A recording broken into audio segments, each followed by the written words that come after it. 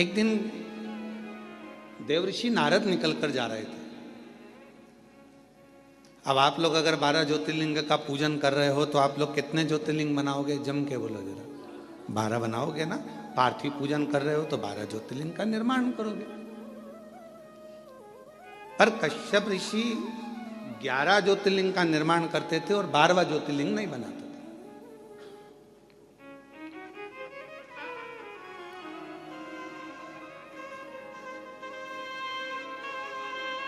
देवऋषि नारद का आगमन हुआ और देवऋषि नारद का आगमन हुआ और देवऋषि नारद ने आकर पूछा कि कश्यप बाबा एक बात बताओ, आप जो ये ज्योतिर्लिंग का निर्माण करते हो, ज्योतिर्लिंग बनाते हो, तो इसमें 11 ज्योतिर्लिंग बनाते हो, 12वां ज्योतिर्लिंग क्यों नहीं बनाते?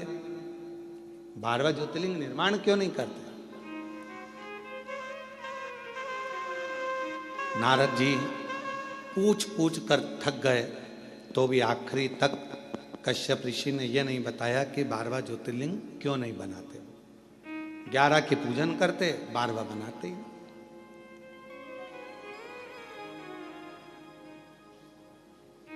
अब समय बीता,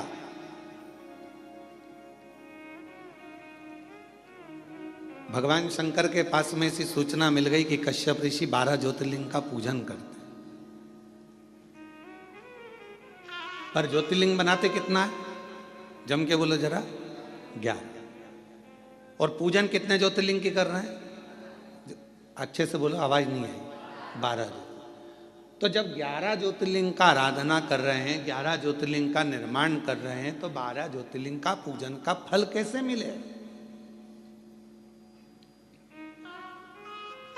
कैसे प्राप्त हो? तब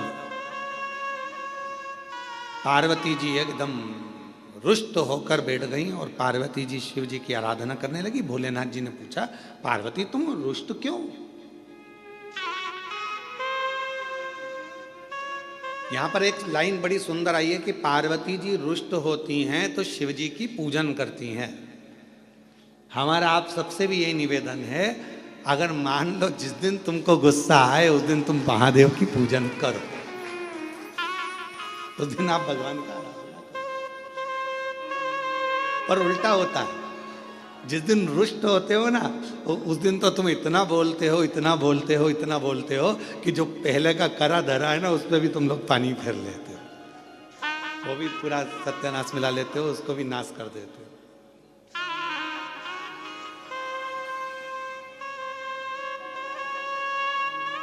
पार्वती जी अगर थोड़ी सी रुष्ट हुई हैं और मां पार्वती जी अगर रुष्ट हुई हैं तो वो शिव जी की आराधना कर रही हैं, शंकर जी की आराधना कर रही हैं।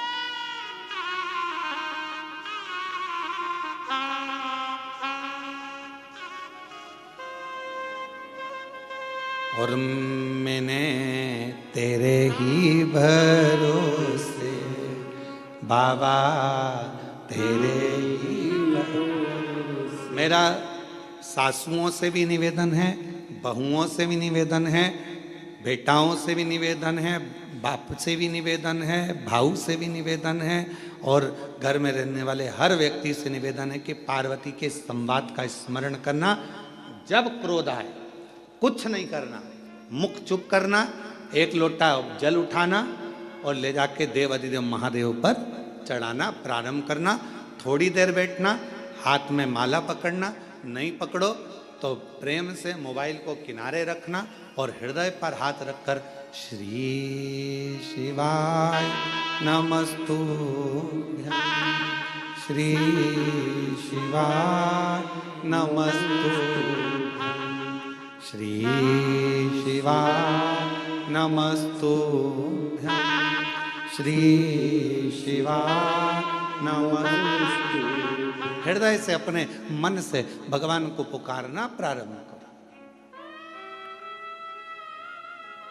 भाव से पुकारो उसको। झगड़ा कर भी लोगे, सास अपशब्द कह देगी, बहू अपशब्द कह देगी, दोनों ने अपनी आड़ी टेढ़ी बातें कह दी, होगा क्या इसमें महाराज? इसमें एक दूसरे से संबंध दूर बनते चले जाएंगे, टूटते चले जाएंगे। इसलिए जितना मौन रहोगे, शांत रहोगे, उतने अपने जीवन का आनंद पाओ, उतने अपने जीवन को प्रसन्नता के भाव में लेकर जाओ।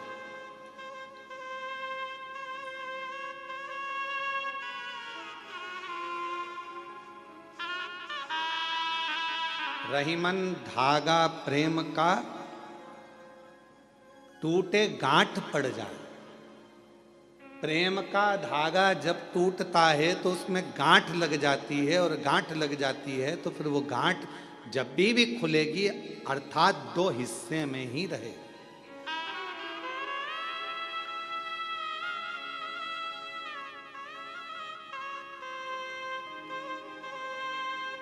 गन्ने का रस पिया है?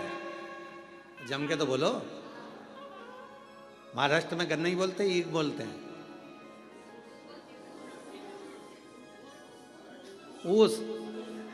अच्छा अच्छा, वो मूस नहीं बोला।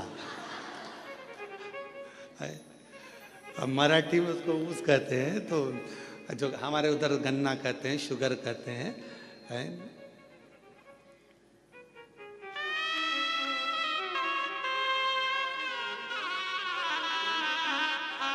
जो गन्ना होता है, उस गन्ने में थोड़ा थोड़ा दूर पे एक एक गांठ रहती है। गन्ने के पूरे भाग में मिठास होता है, पर जहां गांठ होती है ना उसकी, उसमें मिठास नहीं होता, उसमें रस नहीं होता।